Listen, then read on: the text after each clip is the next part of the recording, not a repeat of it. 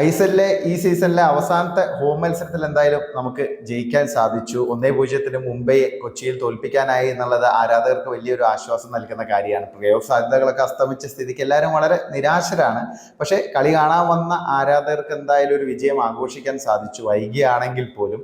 പിന്നെ ബ്ലാസ്റ്റേഴ്സ് സംബന്ധിച്ച് പറയുകയാണെങ്കിൽ ഒരു കണക്ക് തീർത്തു എന്നൊക്കെ നമുക്ക് വേണമെങ്കിൽ പറയാം. കാരണം റിവേഴ്സ് ഫിക്ചറിൽ നമ്മൾ മുംബൈയോട് അവിടെ പോയിട്ട് പരാജയപ്പെട്ടിരുന്നു. അതിൽ പെപ്രയ്ക്കും ഒരു പങ്കുണ്ടായിരുന്നു. കാരണം പെപ്ര ആ ഗോൾ നേടി, സമനില ഗോൾ നേടി ജേഴ്സി ഊരിയതാണ് അന്ന് റെഡ് കാർഡ് വാങ്ങാൻ കാരണം. അതിനുശേഷം പിന്നീട് അവസാനം മുമ്പേ ആ ഒരു അഡ്വാൻറ്റേജ് യൂട്ടിലൈസ് ചെയ്ത് ഗോളൊക്കെ നേടി. അപ്പോൾ പെപ്രയ്ക്ക് ഒരു പ്രായശ്ചിത്തം ചെയ്യാൻ സാധിച്ചു ആ ഒരു ഗോൾ വഴി ഈ ഒരു മത്സരത്തിൽ, രണ്ടാമത്തെ മത്സരത്തിൽ എന്നുള്ളത് അദ്ദേഹത്തിന് ഒരു ആശ്വാസം നൽകുന്ന കാര്യം. അദ്ദേഹത്തിന്റെ ഭാഗത്ത് നിന്ന് ആ ഒരു ഗോളൊക്കെ നേടിയതിനു ശേഷമുള്ള ആഘോഷം, മത്സരശേഷമുള്ള ഒരു ആഘോഷമൊക്കെ കാണുമ്പോൾ നമുക്ക് അങ്ങനെ തന്നെ തോന്നുമായിരുന്നു.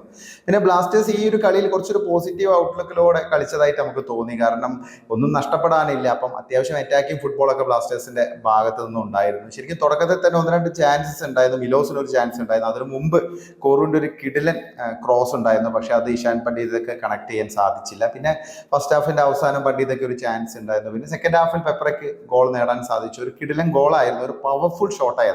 പെപ്രയുടെ ഭാഗത്ത് നിന്ന് അങ്ങനെ ഒരു പവർഫുൾ ഷോട്ടൊന്നും പലപ്പോഴും കാണാറില്ല. അതും കോറൂവിന്റെ ഒരു നീക്കത്തിനൊടുവിലാണ്. കോറു റിക്കവർ ചെയ്ത് നൽകിയ പന്താണ് ശരിക്കും പെപ്രയിൽ എത്തുന്നത്. പെപ്ര വളരെ മികച്ച രീതിയിൽ തന്നെ ക്രൗമിനെ കബളിപ്പിച്ചുകൊണ്ട്, മറികടന്നുകൊണ്ട് ആ ഒരു പവർഫുൾ ഷോട്ട്, റൈറ്റ് സൈഡിൽ നിന്നൊരു വലങ്കാലൻ പവർഫുൾ ഷോട്ട് വഴിയാണ് സ്കോർ ചെയ്തത്. അതെന്തായാലും ഒരു മികച്ച ഗോളായിരുന്നു. അതിനുശേഷവും പെപ്രയ്ക്ക് ഒരു ചാൻസ് ഉണ്ടായിരുന്നു, ഏതാണ്ട് സമാനമായ ലെഫ്റ്റ് സൈഡിൽ നിന്ന്. പക്ഷെ അത് പെപ്രയ്ക്ക് സ്കോർ ചെയ്യാൻ സാധിച്ചില്ല. പിന്നെ നോഹ വന്നതിന് ശേഷം കളി ആകെ അങ്ങ് മാറി. നോഹ വന്നതിന് ശേഷം കുറച്ചും കൂടെ അറ്റാക്കുകൾ ഫൈനൽ തേർഡിൽ കാണാൻ സാധിച്ചു. നോഹയ്ക്ക് ഒരു കിടിലൻ ചാൻസ് ഉണ്ടായിരുന്നു. പക്ഷെ അത് വളരെ കഷ്ടപ്പെട്ടാണ് മുംബൈ ഗോളി ലച്ചൻപാത് തട്ടി അകറ്റിയത്. അപ്പം നോഹയൊക്കെ വളരെ ഫുൾ കോൺഫിഡൻസോടെ കളിക്കുന്നത് നമുക്ക് കാണാൻ സാധിച്ചു. കോറുവിന്റെ ഭാഗത്ത് നിന്ന് വീണ്ടും 1-2 ട്രൈ ഒക്കെ ഉണ്ടായിരുന്നു. പിന്നെ ഐമനാണ് മറ്റൊരു താരം. കളിയിലെ താരമായി തിരഞ്ഞെടുക്കപ്പെട്ടതും ഐമനാണ്. ഐമയുടെ ഒരു കളി ഒരുപാട് ഇമ്പ്രൂവ് ചെയ്തതായിട്ട് നമുക്ക് തോന്നുന്നുണ്ട്. 2 ഷോട്ടും ഒരു ഓൺ ടാർഗറ്റ് ഷോട്ടും നേടാൻ ഐമന് സാധിച്ചു. ഐമൻ കുറച്ചും കൂടി ഒരു ഫിനിഷിംഗ് മികവിലേക്ക് എത്തുകയാണെങ്കിൽ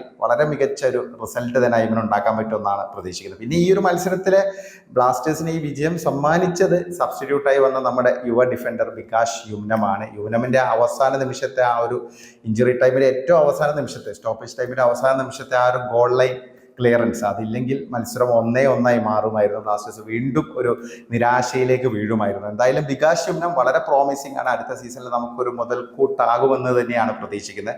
എന്തായാലും അതും ഒരു വളരെ പ്രധാനപ്പെട്ടാണ്. പെപ്രയ്ക്കൊപ്പം തന്നെ ഈ ഒരു മത്സരത്തിൽ നമ്മൾ വിലയിരുത്തേണ്ട ഒരു പെർഫോമൻസ് ആണ്. ഒരൊറ്റ ക്ലിയറൻസ് മതി അതുവഴി വികാസ് യുമ്നം നേടിയെടുത്തതെന്നുള്ളതാണ്.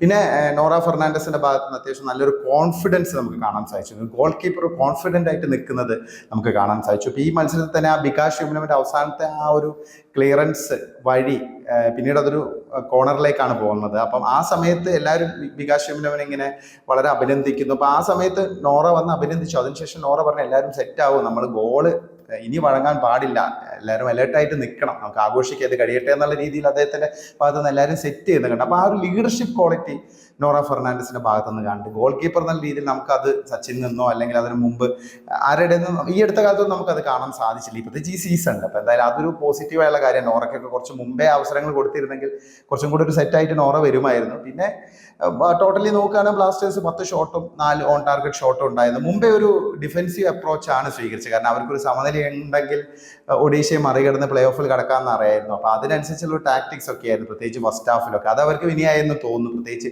പെപ്രയുടെ ആ ഒരു ഗോൾ അവർ പ്രതീക്ഷിച്ചില്ല. അതിനുശേഷം അവർ തിരിച്ചടിക്കാൻ ശ്രമങ്ങളൊക്കെ നടത്തി. വിക്രമിൻ്റെ ഒക്കെ നല്ല ട്രൈ ഉണ്ടായിരുന്നു. പക്ഷേ അത് റിസൾട്ടിലെത്തിക്കാൻ മുംബൈക്ക് സാധിച്ചില്ല. അപ്പോൾ എന്തായാലും ഇനിയിപ്പം അവസാന മത്സരം വരെ മുംബൈക്ക് കാത്തിരിക്കണം. ബാംഗ്ലൂരു FC-ക്കെതിരെയാണ് അവസാന മത്സരം. ആ മത്സരത്തിൽ ഒരു സമനില ഉണ്ടെങ്കിൽ മുംബൈക്ക് പ്ലേ ഓഫിൽ കടക്കാം. പക്ഷെ അത് എവേ പോരാട്ടമാണ്. അപ്പം ഈ കേരളത്തിനെതിരെ എങ്ങനെയെങ്കിലും ഒരു പോയിന്റ് നേടി പ്ലേ ഓഫ് സീൽ ചെയ്യുക എന്നുള്ളതായിരുന്നു മുംബൈ സിറ്റിയുടെ ഒരു തന്ത്രം. എന്തായാലും അത് നടന്നില്ല.